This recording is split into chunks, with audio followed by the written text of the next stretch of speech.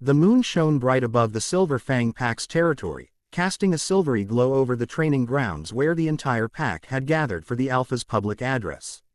The air was thick with anticipation and excitement, for it wasn't every day that the Alpha King of all Northern Territories visited their humble pack. Whispers ran through the crowd like sparks of wildfire, conversations overlapping, voices trembling with reverence. But among them stood a girl, small in frame, her head bowed and her hands clasped nervously. She was Mira, the poor Omega whom no one paid attention to unless it was to mock or command. She was always invisible, except when someone needed an errand done. Tonight, however, fate had cruel plans for her. The Alpha King, towering and merciless, stood upon the raised platform. His broad shoulders gleamed under the moonlight, his golden eyes commanding silence. His very presence radiated dominance, sending shivers down the spines of wolves around him. His name was Alpha King Kale, a ruler feared across the lands for his strength and cruelty in battle. No wolf dared oppose him, for he had crushed every rebellion with the same cold efficiency. But beneath his powerful aura lay a deep arrogance that would soon be his undoing. When his eyes swept the gathering, they fell upon Mira, who stood awkwardly at the farthest edge of the crowd, her patched dress clinging to her thin frame.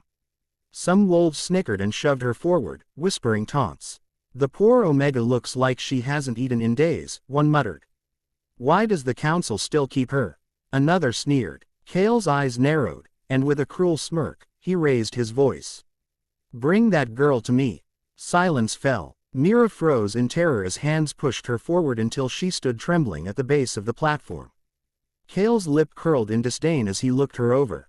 "Is this what passes as a wolf in this pack? Pathetic. Weak. Nothing more than a burden." His words echoed like thunder, each syllable slicing her dignity into pieces. Mira tried to speak, but her voice faltered. The crowd broke into uneasy murmurs. Kale took another step forward, towering over her.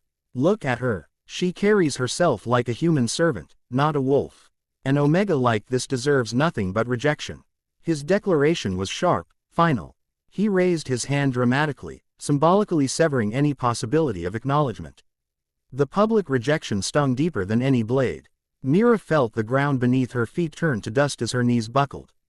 Laughter erupted from parts of the crowd, others turned away, embarrassed.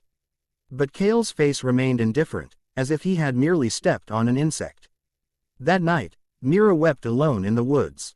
Her chest ached as though her heart had been ripped out. She had always known she was despised, but to be humiliated by the Alpha King in front of everyone crushed whatever hope she had clung to. She wanted to disappear,